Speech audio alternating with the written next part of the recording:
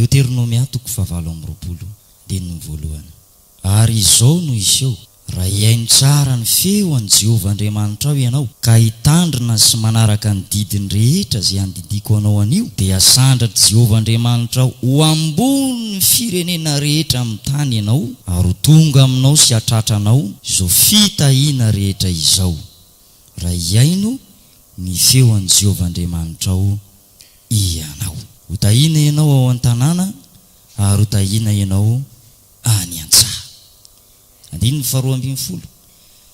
Ho voany Jehovah Andriamanitra ho anao ny lanitra, trano ny fitehirizan-tsoa, andatsahany ranonorana amin'ny taninao amin'ny fotoanany, sy hitahiny ny asan'ny tananao rehetra, ary ampisambotra amin'ny firenena maro ianao, fa ianao kosa tsy hisambotra. Dia ataony Jehovah ho lohany ianao fa tsy ho rambony, ary ho ambony hatrany ianao fa tsy ho ambany, raha miaino ny didiny Jehovah Andriamanitra ao izay andidiko anao anio ka mitandrina hanatanteraka an'izany. Anaova haleloha mafy be anao voninahitra Andriamanitra ny amin'izany. Haleloya!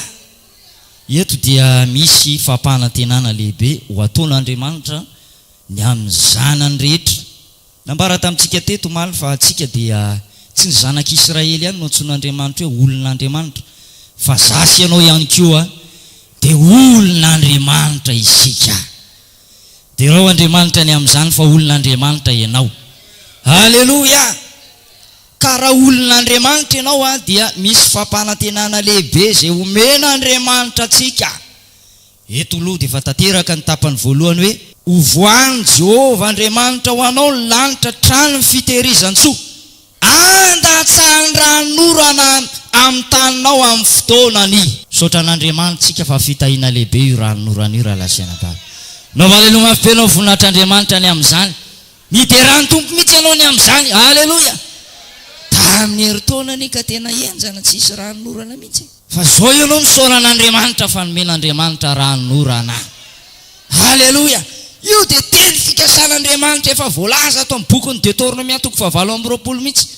Ho voany Jehovah Andriamanitra ho anao ny trano fitehirizan-tsoa, ka tsy ranonorana ara-baky teny ihany fa ny ranoram-pitahiana ihany koa hivatravatra ho aminao ny izany raha lasiana bavy eo. Anao valelo mafy be anao raha mafaly anao izany zanak'Andriamanitra. Haleloya!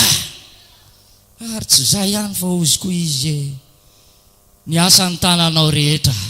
Haleloya!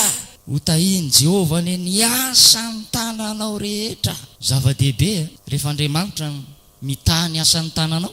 Fa rehefa tsy ambinina zay ianao ka tena taraina mihitsy. Rehefa tsisy nininina zay ianao ka tena mitoreo, mitoloko, mitanondrika.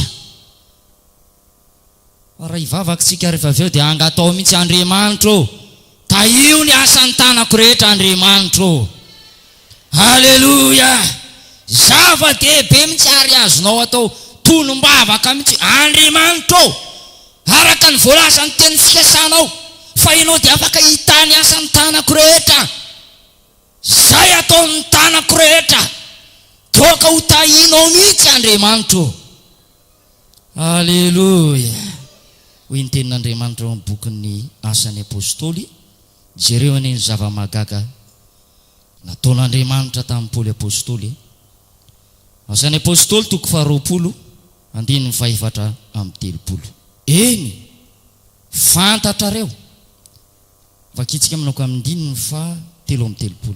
Tsy mba nitsiriritra volafotsy na volamena na lamban'olona aho. Eny, fantatrareo fa ireto tanako reto no ny asa mba azahoako sy ireo niaraka tamiko izay ny ilainay. Mafimafy ny alelotsika ny amin'izany e. Zay ilainao rehetra, zay irinao rehetra, Andriamanitra ny hanome anao raha lasiana bavy eo. Haleluya! Eto Paoly Apôstôly dia vavolombelona, fantahin'Andriamanitra zay nataon'ny tanany rehetra ka nahazo izay zavatra rehetra izay nilaina.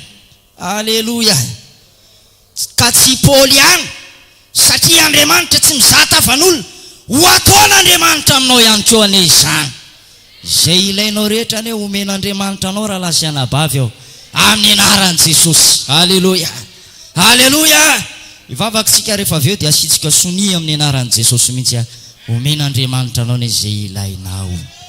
Haleloia, haleloia. Jereo ihany koa tsy Paoly ihany fa ny apôstôly. Ny apôstôly toko 7:20 ary ny tanan'i Paoly no nanaovan'Andriamanitra fahagagana maro, ka dia ny mosoara sy ny fiaron'akanjo teny aminy no nentina tao amin'ny marary, dia sitrana ny aretina ary nivoaka ny fanaratsy. Haleloia.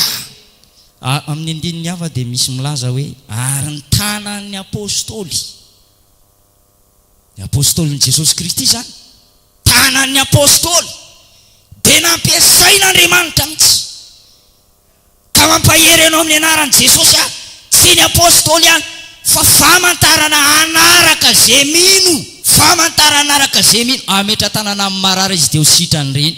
Haleloia. Iny tananao izy zany dia tanana mahagagy iny, tsy amin'izay ilainao amin'ny aranofy ihany fa nizaniza marary ka miantso vonjy aminao ka mametra tanana ianao, dia tanana mahagagy iny tananao iny raha lasaina bavy eo, ametra tanana amin'ny marary ianao dia sitrana ireny. Marka toko 5:12 milaza an'izany. Jesosy nanome antsika an'izany fahasoavana izany. Misaorany Jesosy ianao ny amin'izany raha lasaina bavy eo, fanomeza-pahasoavana manokana avy amin'Andriamanitra ho antsika olom-bo vonjy famantarana anaraka zay mino zany. Mafimafy ny alelotsika ny amin'izany. Haleloia. Jereo ihany koa nefa na le zanak'Andriamanitra Jesosy Kristy dia tanana mahagaga koa ny tanan'i Jesosy. Luka toko 10:4. Vakitsika manomboka amin'ny 12:2.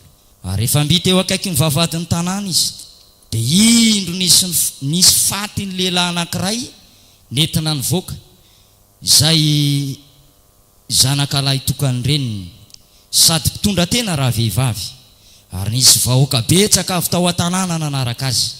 Ary noho nahita raha vehivavy ny tompo dia onena azy ka nanao taminy hoe aza mitomany, ary nanatona izy ka nanendry ny trano vorona, dia nijanona ny lanja. Ary hoy Jesosy, ry zatovo, hoy izao aminao miarena, dia niarina ny maty sady nanomboka ny teny ary dia natolony tamin'ny reniny.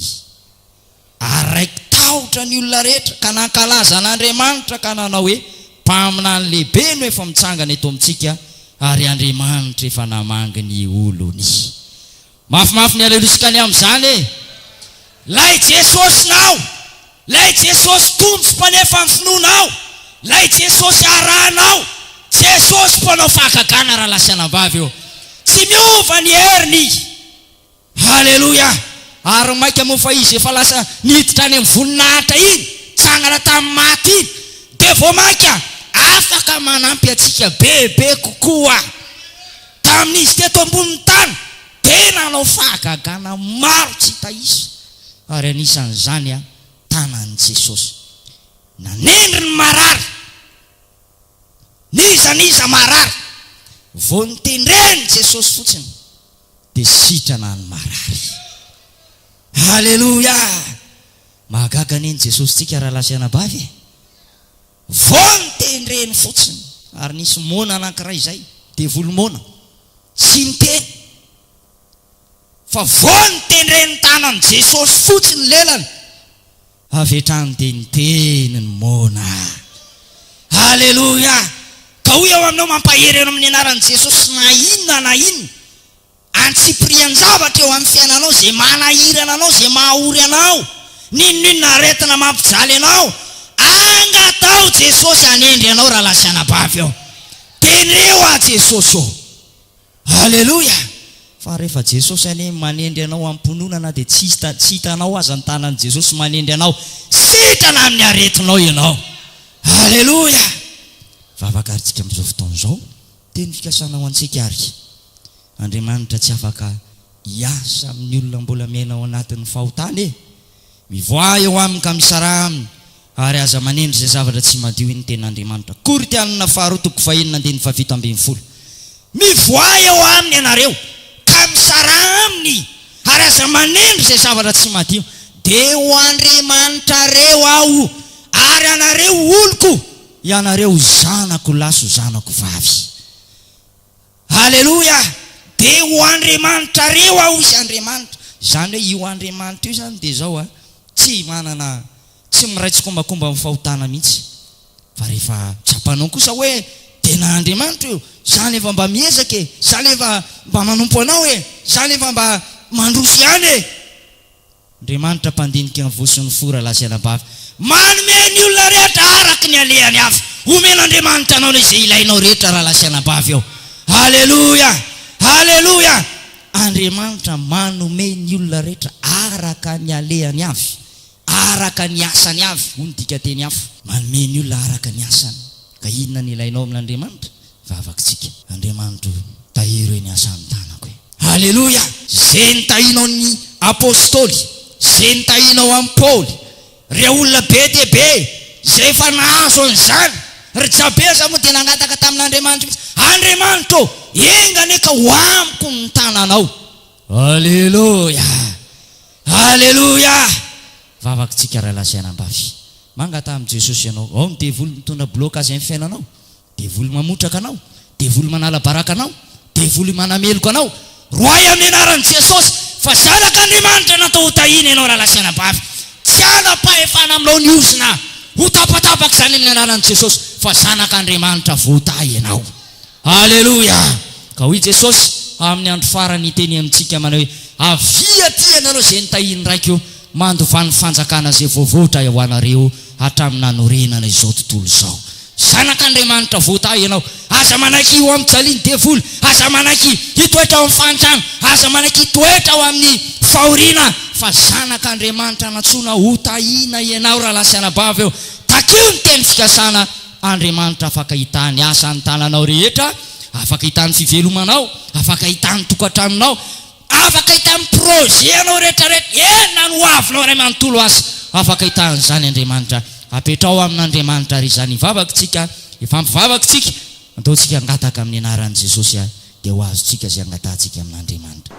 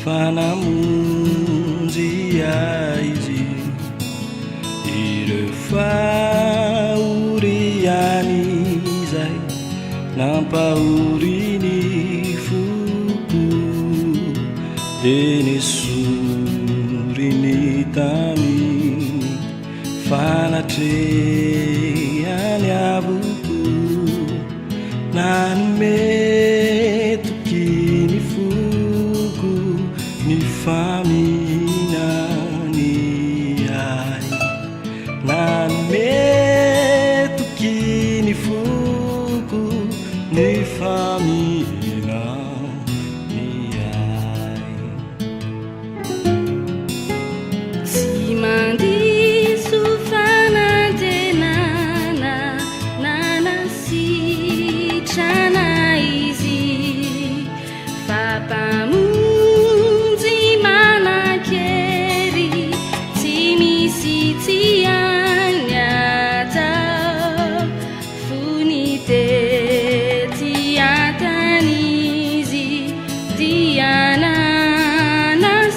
rehetrana ny ao savy Jesosy ka tsy honenitsony ny ao savy Jesosy ka tsy honenitsony.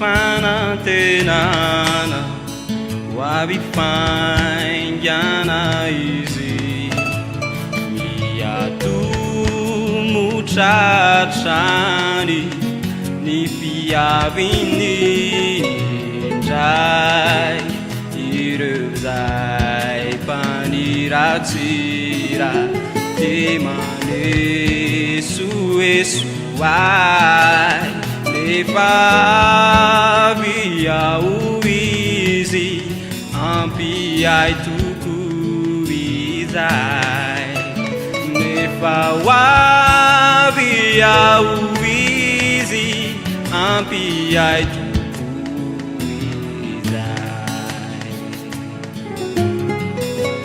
Sinandiso fanantenana ilay zava-drehetra fampamonjy sy mpitsabo Kristy vai tsy miova efa zoniny foko omeny izay ilaiko tsy mandisy fanantenana amafapo izy tsy mandisy